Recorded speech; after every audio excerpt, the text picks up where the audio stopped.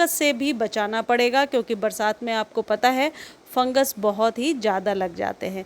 तुलसी जी के पौधे में यदि मल्टीपल स्टेम्स निकल जाती हैं, बहुत सारी नई नई ब्रांचेज रहती हैं, तो सर्दियों में पौधा नहीं सूखता है। आप अपने तुलसी के पौधे को घना बनाने के लिए क्या करेंगे और अगस्त में अभी शुरू में किस तरीके से केयर करेंगे, जिससे कि आने वाले 4-5 महीनों में आपकी तुलसी बहुत स्ट्रॉन्ग हो जाए और सर्दियों में सूखे ना। वैसे भी तुलसी जी का सूखना तो अच्छा नहीं माना जाता है, तो तुलसी जी को आप किस तरीके से घना बनाकर रखेंगे, आज के वीडियो में मैं आपको बताने वाली हूँ। तुलसी पर इस कंप्लीट केयर को समझ लीजिए, जिससे कि आप अपने पौधे को बहुत तेज़ी से हरा भरा और घना बनाकर रख सकते हैं।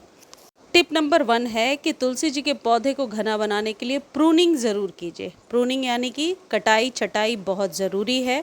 अभी यदि आप ऊपर से 1-1 इंच कटाई करेंगे तो आप अपने पौधे पर मल्टीपल ब्रांच जल्दी ले पाएंगे, क्योंकि बरसातों में जाहिर है आपको पता ही है बहुत तेज़ी से पौधा घना हो जाता है, क्योंकि बरसात के पानी में बहुत सारे ऐसे मिनरल्स होते हैं जो हमारे पौधे के लिए ज़रूरी हैं।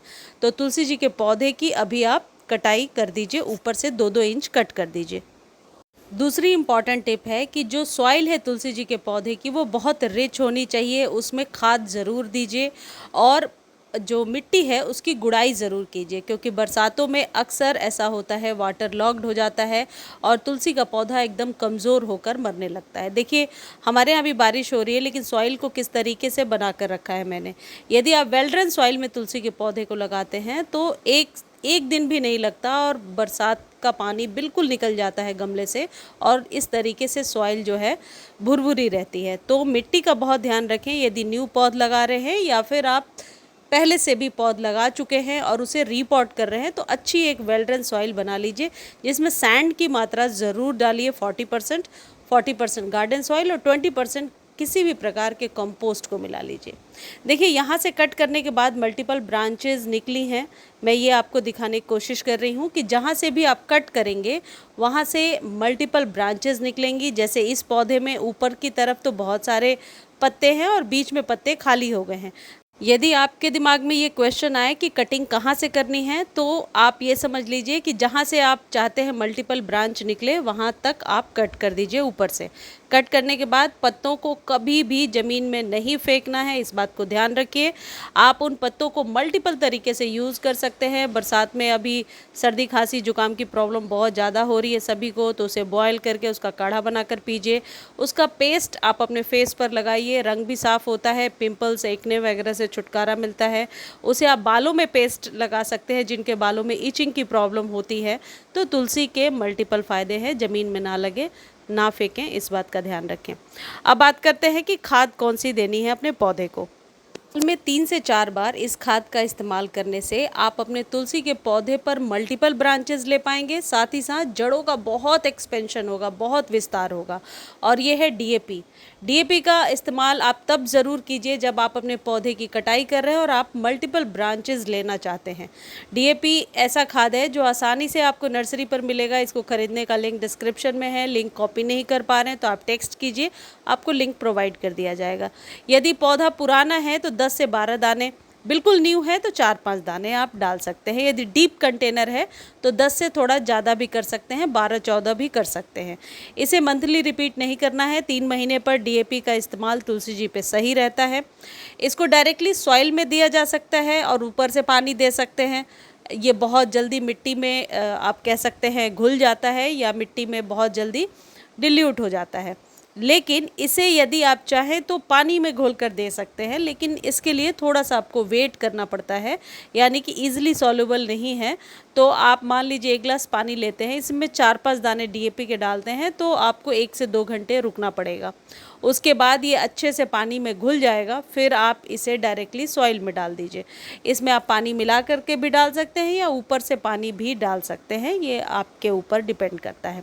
ये जो डीएपी है, ये जो ब्रांचेस निकलेंगी ऊपर से और नीचे से जो जड़ों का एक्सपेंशन होगा, इन दोनों को मजबूती देगा। लेकिन सिर्फ इतना ही करने से काम ख़त्म नहीं होता है।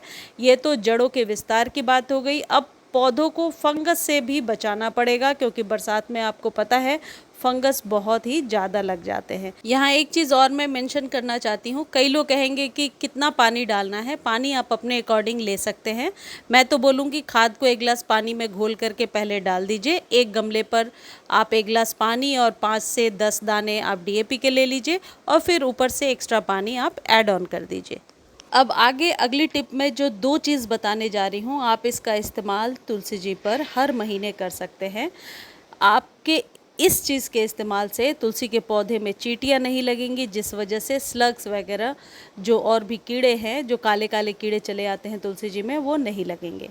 या तो आधे चम्मच हल्दी लेकर के गमले पर छिड़क के छोड़ दीजिए। अब यहाँ पर एक चीज़ ध्यान देने वाली है बात कि जब आप हल्दी छिड़क रहे हैं तो उस दिन पानी नहीं देना है, इसको मिट्टी के ऊपर ऐसे ही रहने देना है। इसके मल्टीपल फ़ायदे होंगे। एक तो चींटियाँ वगैरह बहुत जल्दी भाग जाती हैं, स्लग्स होते हैं वो वापस नहीं आते।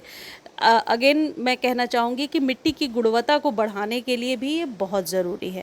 इसका दूसरा यूज़ क्या है अभी बताऊँगी। उसके पहले एक चीज़ समझ लीजिए कि ये जो एप्सम सॉल्ट है, इसका इस्तेमाल तो हर एक 15 दिनों पे करते ही जाइए। बस आधा चम्मच लीजिए, पानी में डालिए और तुलसी जी पर स्प्रे कर दीजिए।